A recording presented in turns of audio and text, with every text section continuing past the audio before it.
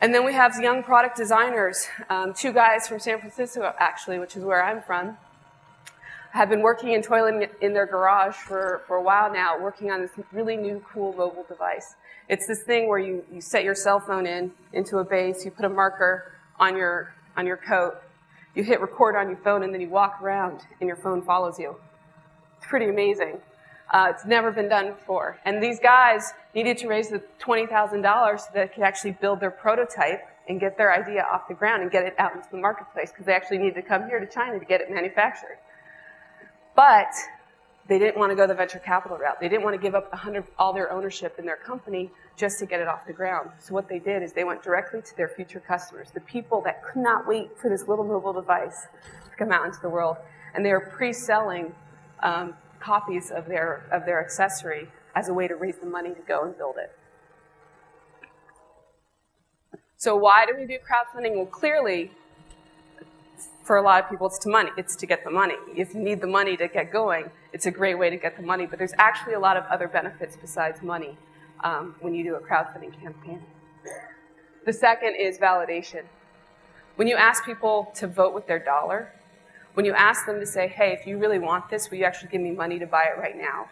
It's showing, it's proof that people want your item, people want your service, people want your music, people want you to go out and start the charity that you've always wanted to start. When they vote with their dollar, you can't get any more proof that what you're doing is needed in the world.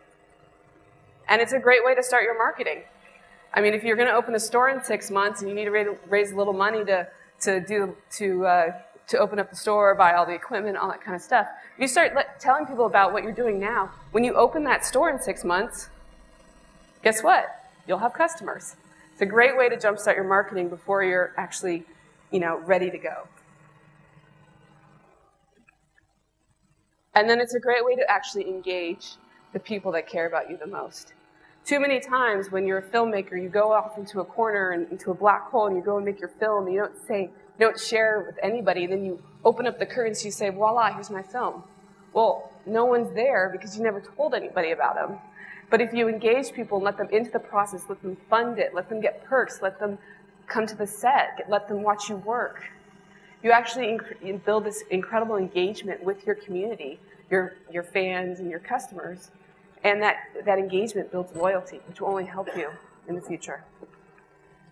And lastly is this really cool concept of what I call occurring serendipity, which I actually borrowed from a friend of mine, where when you put something out into the world and you tell the world, I want to do this, the world has a way of bringing a lot of cool stuff back to you. We have so many examples of projects that said, I want to go, I want to make this album. They put out their crowdfunding campaign and suddenly it flies around the internet. People share it on Facebook or Renren here or, all the different places in the world, and suddenly investors start calling, being like, hey, I want to invest in your project. Or distributors start calling, or partners start showing up, and people say, hey, can I donate food to your project? I think what you're doing is really cool. That stuff you could have never planned. But if you didn't put it out into the world that you're saying, I'm going to accomplish this, that good stuff would have never come back to you.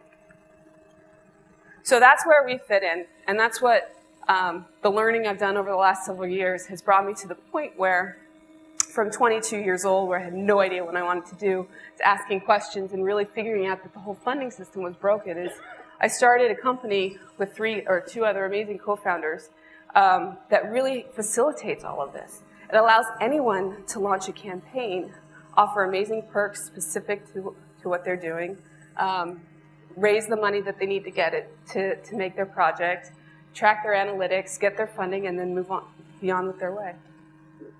And what is required to do this well, it's not just to post a campaign and let all your friends and family do the work. No. It still requires work. But what can be done is if you put up a great pitch and you make it personal, like this young girl, Tessa, who wanted to start a makeup business. She had all these crazy ideas of the different kind of chemical-free makeup that she wanted, and she actually found an investor that said, hey, I'll back your whole project, but I want you to use chemicals because that'll keep the cost down. And she's like, no, that's my whole point. I want to make makeup that's chemical-free. And so she lost the investors, and instead, she went to her community, her fans, and she pre-sold her makeup as a way to raise money to actually get her makeup. And what she also did, she also offered things like people having a chance to name the lipsticks and name the mascara. Again, getting back to that engagement. And then when you launch a campaign, you got to offer great perks. You got to make it personal. You got to be unique. These guys are a band who've been touring across the U.S. And one of the brothers in the band happens to be a really good swing dancer. So one of the perks that they're offering to their funders for getting involved in their project is they get free swing dancing lessons with one of the brothers. And then these guys this is an awesome documentary on the Japanese video arcade scene. And these guys did a great job of engaging partners and people who would want to see their film made. What they did is they went to bloggers across Canada who blogged about video games and everything cool in video games, all the new video games. They said, hey, we're making this film about video games. And the bloggers were like, right on, let's talk about it. And they wrote about it, and they raised over $13,000 from people they didn't even know, gamers who just want to see this film made. So really, anyone can have a campaign, whether you're a designer, musician, an artist, an entrepreneur, small business. It's just up to you to get it out there. And anyone in this world now can be a funder too. You don't have to just be rich to be a patron. You can fund with the cost of a cup of coffee or a piece of pizza, whatever. But if you get enough people pulling the money together, you can actually get your project off the ground. And another benefit, besides the money and all this stuff, is that this really allows you to be you. You don't have to put on a fake suit and be somebody else to try to convince somebody to give you money. You can be you, because when you're on the internet and you're transparent, the people who like you for who you are will come to you and find you. But it does require you to get out there. So I want to know who in this audience is going to be next, and whose great idea is going to be the next thing that gets funded. Because that's all it does. It starts with an idea, and then it takes a campaign for you to make it a reality. But I want to go back to where I was, again, at 22, because some of you in this audience, raise your hand if you know what you want to be when you grow up. Yeah, I don't think I see one hand raised. Exactly. And I want to say that that's okay, because I didn't know what I wanted to be when I grew up. I didn't know what I wanted to do. I didn't know what I wanted to accomplish. But all I want to empower you guys to do is I want you to do what I ended up doing. It took me a couple years to learn how to do this, but that was just to start asking questions.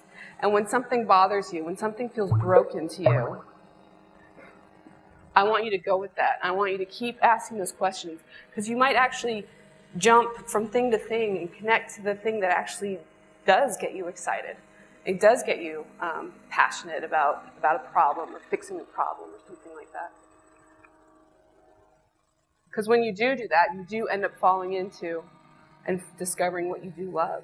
And I know this has been a theme this whole week of, if you do what you love, you will be more successful. But I promise you, it's true. I worked on Wall Street. I did that for 6 years. I was not happy. It didn't fit with my nature. Yes, I was, quote, successful. Yes, I was making money. But my upside was limited because I wasn't happy. And whenever you aren't happy, you will never truly succeed. And when you talk about success, I don't just talk about monetary success. I talk about emotional success. I talk about spiritual success. I talk about being, really comfortable in the life that you're living. And you guys still might be telling me, yeah, try explaining that to my parents. I know, I was there. But I want you to really think about something that my father actually gave to me. Welcome to being an entrepreneur. It's hard sometimes, because you have things like your parents saying, are you crazy? Why would you give up such a great job to pursue something that has no security? That's what the job of the entrepreneur is. And the world has a way, and this is what my father told me. He said, the world has a way of always saying no. It's your parents saying that's crazy. It's your friends saying, are you stupid? It's you starting a company and failing and having no customers and no one liking what you're doing. But if you really want to make change in this world, which is why I think you're all sitting in this room today, it's your job to keep saying yes. And that takes a lot of commitment, but you can. And there's thousands of people doing it. We have over 16,000 campaigns on our site of people saying yes, people trying to make change in the world, bring their ideas into reality. and I just want you guys to be next. So thank you. I look forward to the workshop afterwards.